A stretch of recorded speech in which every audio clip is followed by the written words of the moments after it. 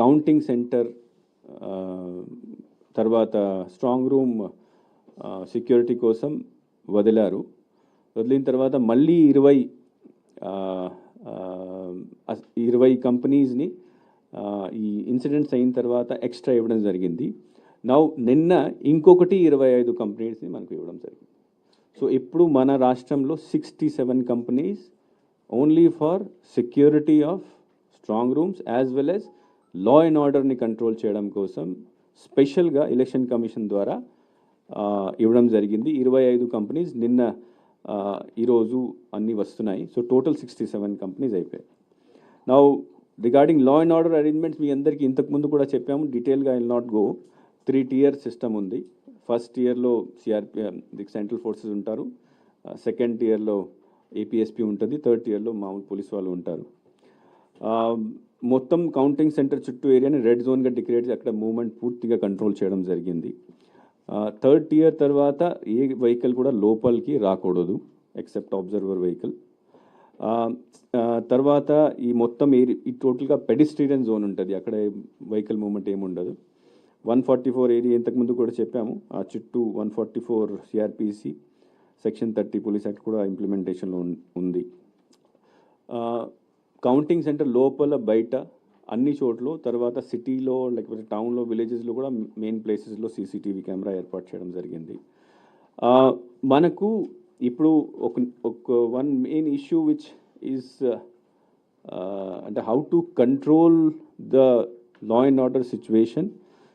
Last time మనము అంటే polling టైంలో జరిగిన ఘటనలు ఈసారి జరగకూడదు. దీనికోసం స్పెషల్ ప్లానింగ్ ఎలక్షన్ కమిషన్ సూపర్విజన్లో పోలీస్ ద్వారా చేయడం జరిగింది. దాంట్లో ఫస్ట్ ఇష్యూ అంటే ఐడెంటిఫికేషన్ ఆఫ్ ట్రబుల్సమ్ లొకేషన్స్. మొత్తం రాష్ట్రంలో ఎక్కడక్కడ ఏయో చోట్ల ఫ్యాక్షన్స్ ఉన్నాయి, రైవల్ పార్టీస్ ఎక్కువ స్ట్రాంగ్ ఉన్నాయి, రైవల్ పార్టీస్ ఆఫీసెస్ ఉన్నాయి, అక్కడ రెసిడెన్సీస్ ఉన్నాయి, వాళ్ళ డామినేటెడ్ ఏరియాస్ ఉన్నాయి, విలేజెస్ ఉన్నాయి, ఇంతకుముందు వైలెన్స్ జరిగింది, అన్నిటినీ ఐడెంటిఫై చేయడం జరిగింది. Troublesome locations or troublesome villages. So మొత్తం రాష్ట్రంలో 1985 such locations have been identified. Second, who are the persons who can cause problem? మళ్ళీ దాంట్లో ట్రబుల్ మాంగర్స్ ఎవరు? Rowdy sheeters. ఇంతకుముందు కొంతమంది చాలా అరోగెంట్గా బిహేవ్ చేసి పోలింగ్ టైంలో చేశారు. Again those people who are doubtful అంటే క్రిమినల్ మెంటాలిటీ వాళ్ళని అందరినీ కూడా ఐడెంటిఫై చేయడం. Almost 12,000 people have been identified and bound over. తర్వాత దీనికి స్ట్రాటజీ ఏంటి? స్ట్రాటజీ అంటే ట్రబుల్సమ్ లొకేషన్స్ని ఐడెంటిఫై చేసేసి అక్కడ పికెట్స్ పెట్టడం, ప్రతి చోట్ల పికెట్ పెట్టడం జరిగింది. పోలీస్ టీమ్ క్యూఆర్టీస్ రెగ్యులర్గా విజిట్ చేస్తున్నారు, అక్కడ ఫ్లాగ్ మార్చెస్ చేస్తున్నారు, అక్కడ మాక్ డ్రిల్ అంటే ఏమైనా ఘర్షణ జరిగితే వైలెన్స్ జరిగితే అక్కడ ఏం చేయాలి, మాక్ డ్రిల్ కూడా అక్కడ చేస్తున్నారు, పెట్రోలింగ్ చేస్తున్నారు. క్యూఆర్టీ టీమ్స్ని విదిన్ 10-15 minutes రీచ్ అవ్వడానికి కోసం క్యూఆర్టీ టీమ్స్ పెట్టడం జరిగింది. ఇంకొకటి మన రాష్ట్రంలో ఫస్ట్ టైం ఇప్పుడు కార్డన్ సర్చ్ కూడా చేస్తున్నాం. అంటే ఈ సస్పెక్టెడ్ ఏరియాస్లో ఇంటింటికి వెళ్ళి అక్కడ లోపల what they are is there any illegal activity going or not, cordon and search operation first time మన రాష్ట్రంలో పబ్లిక్ ఏరియాస్లో ఐడెంటిఫై ఏరియాస్లో మనం చేస్తున్నాము. సుమారుగా మొత్తం రాష్ట్రంలో ఇప్పుడు దాకా 1200 అంటే 14th పోలింగ్ అయిన తర్వాత 1200 లొకేషన్స్లో కార్డన్ అండ్ సర్చ్ ఆపరేషన్ జరిగింది. అండ్ దాంట్లో ఇల్లీగల్ 4,500 వెహికల్స్ని సీజ్ చేశారు, 153 కేసెస్ కూడా పెట్టడం జరిగింది. So this is the first time ఎంత స్ట్రిక్ట్గా మనం వెళ్ళడం జరుగుతుంది. కొన్ని ఇంకా trouble locations, trouble mongers identify చేయడం, అక్కడ స్ట్రాటజీ ప్రకారం అక్కడ మనం ప్లానింగ్ చేయడం, ఇంకా కొన్ని చోట్ల మిగతా ఇష్యూస్ వలన ఫ్లేర్ అప్ అవ్వచ్చు. ఫర్ ఎగ్జాంపుల్ ప్రొవోకేటివ్ స్పీచ్ ద్వారా, లేకపోతే సోషల్ మీడియాలో ప్రొవోకేటివ్ మీడియా పోస్ట్ ద్వారా, స్టేట్మెంట్స్ ద్వారా, రూమర్స్ ద్వారా, అంటే కొన్ని చోట్ల రూమర్స్ కూడా స్ప్రెడ్ చేసేస్తారు. దీన్ని ఎట్లా కంట్రోల్ చేయాలి అది కూడా ప్లానింగ్ చేయడం జరిగింది. క్యాండిడేట్ ఏజెంట్స్తో కూడా ఎస్పీ లెవెల్లో, కలెక్టర్ లెవెల్లో వాళ్ళతో మీటింగ్ చేయడం జరిగింది, వాళ్ళకి అడ్వైస్ ఇవ్వడం జరిగింది, వార్నింగ్ కూడా ఇవ్వడం జరిగింది. స్ట్రాంగ్ రూమ్ సెక్యూరిటీకి వస్తే, as you know, we have made very strong arrangement this time. There is no, I have personally visited 10 districts. I have everywhere it's a very పక్కా అరేంజ్మెంట్ డన్. కంట్రోల్ రూమ్ కూడా చాలా police ద్వారా వాళ్ళ ప్రతి జిల్లాలో control room కూడా చాలా strengthen చేయడం జరిగింది. అండ్ కౌంటింగ్ డే కోసం ఇప్పుడు డ్రోన్ ని వాడుతున్నారు, సర్వేలెన్స్ కోసం డ్రోన్ని వాడడం జరుగుతుంది. హోటల్స్, లాడ్జెస్లో ప్రతి హోటల్లో లాడ్జ్ ఎక్కడ ఉన్నాయి ట్రబుల్సమ్ ప్లేసెస్లో అక్కడ వెళ్ళి ఇన్స్పెక్షన్ చేయడం జరుగుతుంది, so that outsiders don't come too much. Special parties తర్వాత పెట్రోల్ కూడా ఓపెన్గా sale has been stopped. So and then వాళ్ళ పార్టీ ఆఫీసెస్ ఎక్కడ ఉన్నాయి, ఎక్కడ ఘర్షణ కావచ్చు, ఇవన్నీ డీటెయిల్స్ కూడా తీసుకొని దీన్ని కూడా ప్లానింగ్ చేయడం జరిగింది. So one more thing is that counting కోసం, యాజ్ ఐ సెడ్, నేను టేబుల్స్ డీటెయిల్స్ అన్ని ఇచ్చాము. సుమారుగా 25,000+ ఓన్లీ కౌంటింగ్ కోసం మనము ఆఫీసర్స్ని వాడుతున్నాము.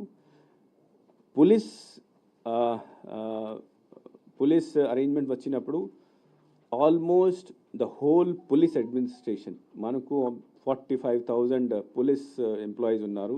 Everybody tomorrow is on duty, on election duty, in the sense కి they not only in the counting arrangement కాదు, ఇప్పుడు మనం చేసిన అరేంజ్మెంట్ కౌంటింగ్ ఏరియాలో కాదు, ఇట్ ఈస్ మొత్తం జిల్లాలో ఐడెంటిఫై ప్లేసెస్లో, అన్ఐడెంటిఫై ప్లేసెస్లో, తర్వాత ఈ చెక్ పోస్ట్లో everybody is on election duty tomorrow to see that మొత్తం ఈ పీస్ఫుల్గా జరుగుతుంది. తర్వాత యాజ్ ఐ సెడ్ 67 కంపెనీస్ కూడా మనకు ఆల్మోస్ట్ వచ్చినాయి. ఆల్మోస్ట్ 67 కంపెనీస్ అంటే 6,500 people or 6,700 people would be there, central forces who will be there on duty. So police తర్వాత మళ్ళీ as I said law and order is equally important this time కాబట్టి చాలా senior level ఆఫీసర్స్ని జిల్లాలకి appoint చేయడం జరుగుతుంది. నేను already నోట్లో కూడా ఇవ్వడం జరిగింది. ఐజీపీ లెవెల్లో, డిఐజీ లెవెల్లో, అడిషనల్ ఎస్పీలు, స్పెషల్గా సీనియర్ ఆఫీసర్స్ని ప్రతి జిల్లాలో. నాట్ ఓన్లీ దీస్ 4 districts, 3-4 districtsే కాదు, మొత్తం స్టేట్లో ఇక్కడైతే ఎక్కువ ఫోకస్ ఉంటుంది, బట్ మొత్తం స్టేట్లో ఎక్కడైనా ఇట్లాంటి ఇన్సిడెంట్ జరగకూడదు, దీనికోసం ఏర్పాటు మనం చాలా గట్టిగా చేస్తున్నాం. So this is from my side.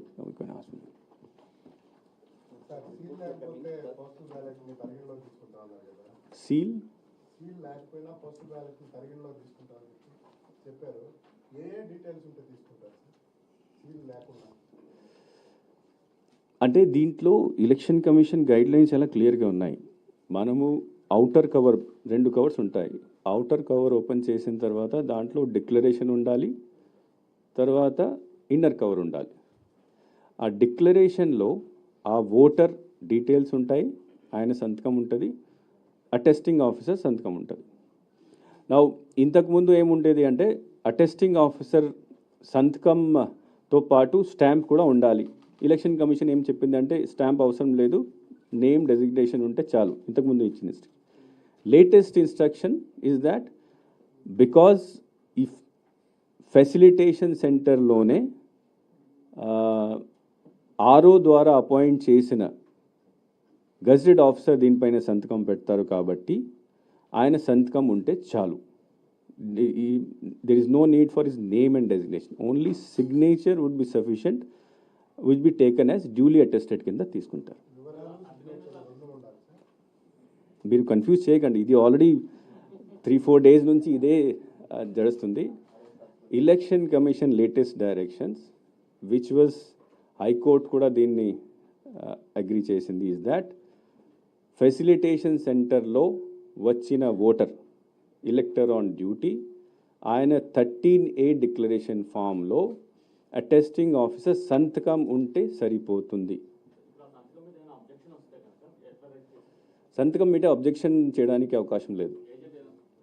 అవకాశం లేదు because he is appointed by the RO.